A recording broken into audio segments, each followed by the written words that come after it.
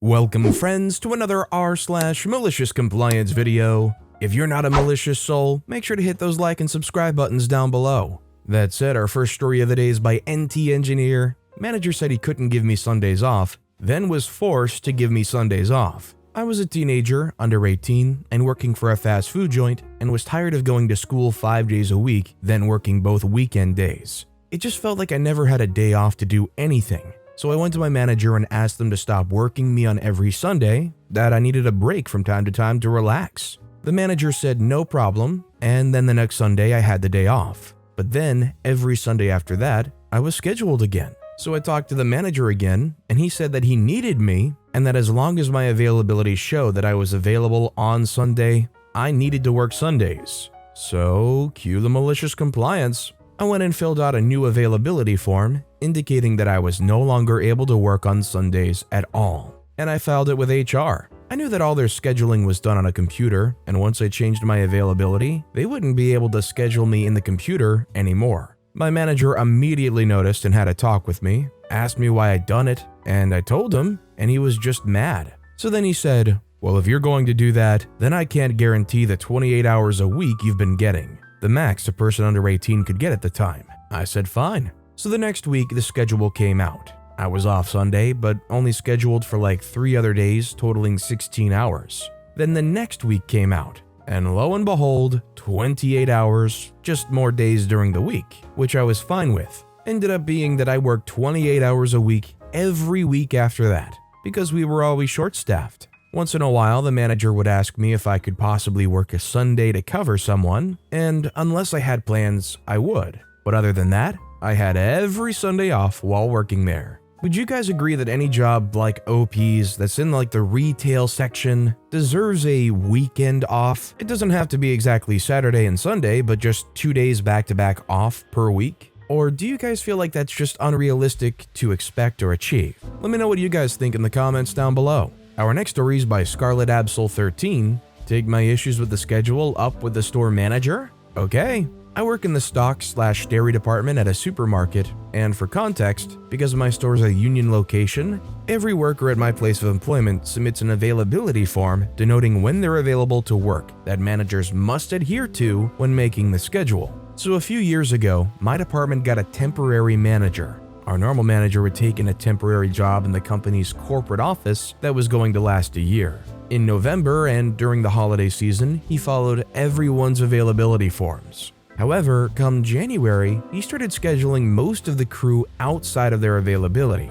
At first, no one really had any issues with the scheduling changes since it was stuff like switching a Monday shift to a Wednesday. But then he started doing things like scheduling some of the high school students on the crew to work 12 to 5 p.m. shifts on weekdays, ignoring all day off requests, forgetting to file vacations in the computer system, and he even scheduled a 16-year-old to midnight to 5 a.m. shifts because he wasn't used to having workers under the age of 18 on his crew and forgot that minors can't work overnight shifts. For me personally, he started scheduling me on Tuesday nights, which was an issue for me since I had college classes until 9 p.m.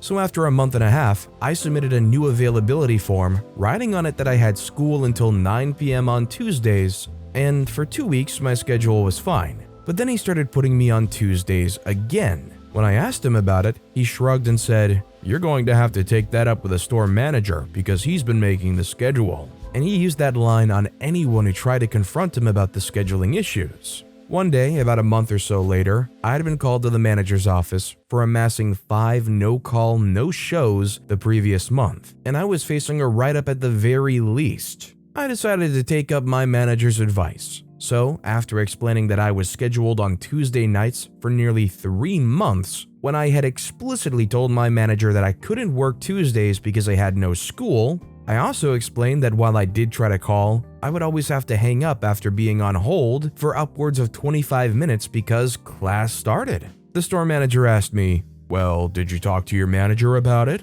And I told him, "Well, he told me you were making the schedule and that I'd have to take it up with you." The store manager leaned forward in his chair and said, "Interesting. Well, I made the schedule for 2 weeks at the beginning of last month, but that was it. Did you have any issues for those 2 weeks?" And I responded, no, those were the only 2 weeks my schedule was normal since the beginning of the year. And I'm not the only one who has been having scheduling issues. He's been doing it to everyone. Every time someone asks him about it, he tells us to take it up with you, and there's nothing he can do about it. The store manager nodded and said, thank you for bringing that to my attention. I'll talk to him and the rest of the crew, and we'll work things out. Don't worry about the Tuesday shift, and I'll get rid of the no-call, no-shows in our system. The aftermath, the following week, everyone in the department was back to their normal schedules, and a week after that, that manager was sent back to his usual store, and we got another temporary manager who followed the availability forms to the letter.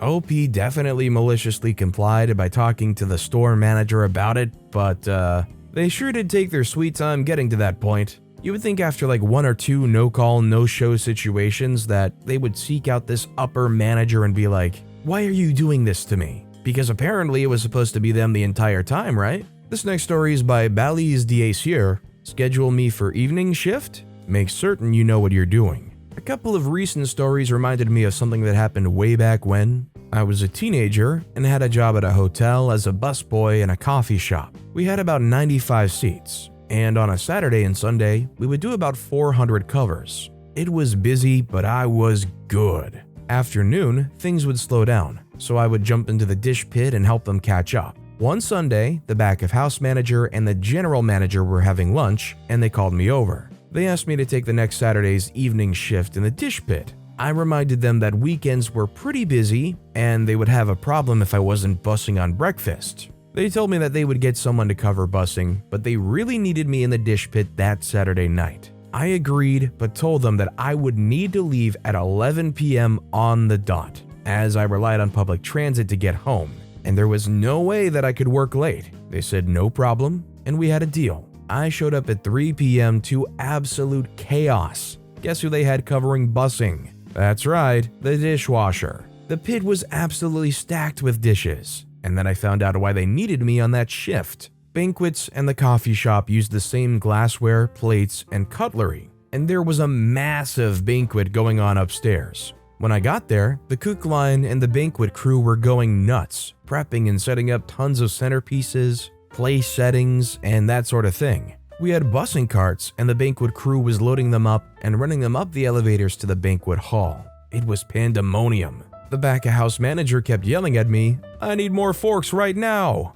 And I was fishing through the dozens of bus pans from day shift trying to get him the stuff he needed. It took a while, but I managed to get it for him. I took it with a grain of salt, since he was actually a pretty good guy, just stressed to the max. Finally, the banquet stuff all went upstairs, and I could clear the backlog. It took me until about 8 p.m. Then, nothing. There was about 400 people attending this banquet, and occasionally I would see a member of the banquet team come down, and I would ask them where the dish carts were. These guys treated me like crap, and snapped that they would bring them down when they had the chance. Sure enough, it was about 10 p.m. when the parade of banquet bozos started wheeling cart after cart of dirty dishes in by the pit. There were tons of them, 30 or 40 at least, and none of the bus tubs were sorted. It was just all tossed in.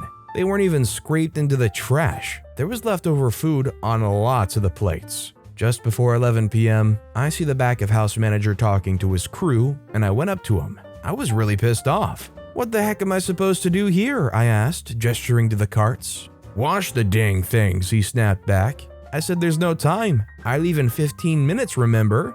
They say, "Well, you'll just have to stay late." I say, "I can't. I have a bus to catch. If I miss it, I miss my connection, and that's the last bus. So no, I'm leaving, and I told you that last week." He starts getting irate, and I just took off my apron and left without a word. The next weekend, I arrive for my busboy shift, and I get called into the general manager's office. The back of house manager was there, and the general manager's asking me why I abandoned the dish pit in such chaos. As it turns out, nobody on the banquet crew would work the pit, and in the morning, there was nowhere near enough dishware and cutlery for the coffee shop. The dishwasher they had covering took one look at the heck in the back and quit on the spot. They had to close the coffee shop and lost out on a ton of money. I just looked at them and reminded them that when I said I would take the dish pit for that shift, that I would be leaving on time. It's not my fault that the banquet crew didn't start bringing down the carts until after 10 p.m. The general manager looked at the back of house manager and asked him what time they served the meals.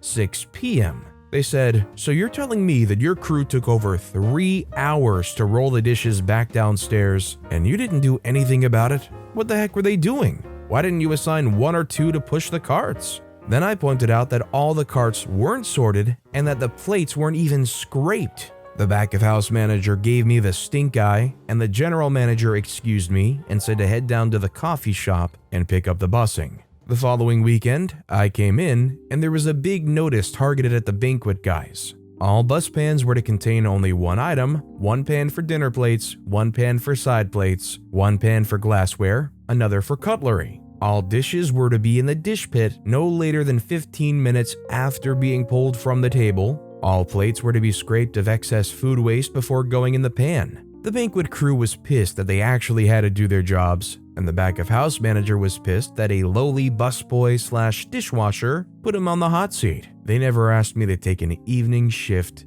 again. I don't know if this guy was super chummy with the banquet staff or came up from being in the banquet staff and realized how much work it really is and felt like we deserve a break. Or if they were just screwing off and enjoying the banquet themselves practically. Whatever it was, it takes an impressive amount of screwing around for an entire banquet staff to not bring a single bus cart back down over 3 hours time. Like they literally must have done nothing but just sat there. This next story is by OK Caregiver 517. Colleague told by head teacher that she needs to be more visible. I'm standing at the photocopier next to a very sparky, hard-working administrator. I ask her why she's wearing a high-vis jacket over her normal work clothes and has been for some days. Turns out she was having her annual review and the head said that she needed to be more visible in the school. Quite how an administrator should do this is open to debate.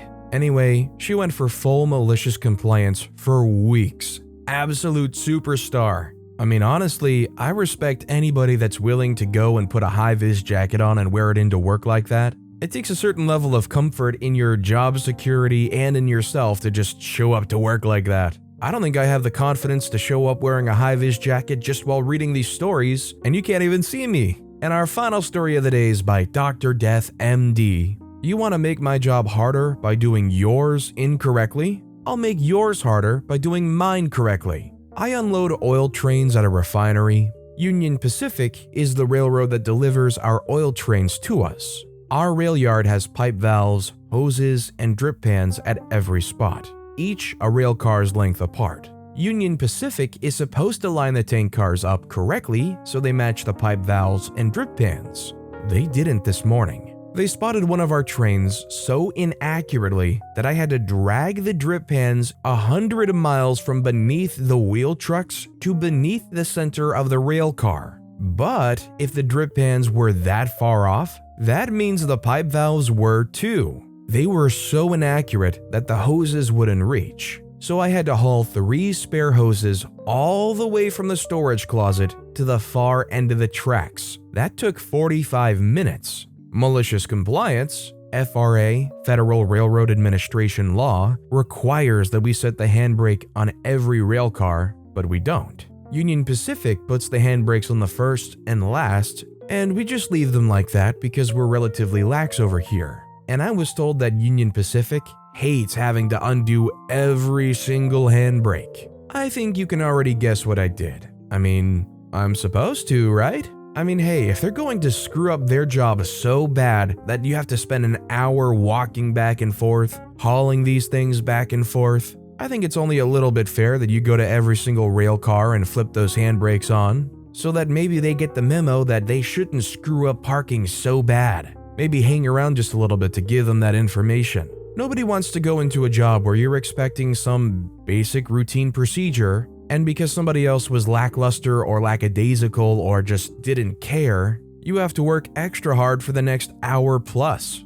I'd be frustrated too. But with that being said, that's all the time we have for today. So of all these stories I've read today, which is your favorite and why? Let me know in the comments down below. And if you haven't yet, if you could like and subscribe, that would mean a lot to me. Whatever you do, whether it's liking, subscribing, turning notifications on, all of it helps grow this channel and I appreciate the heck out of it. So until next time, I'll see you all tomorrow with some more stories.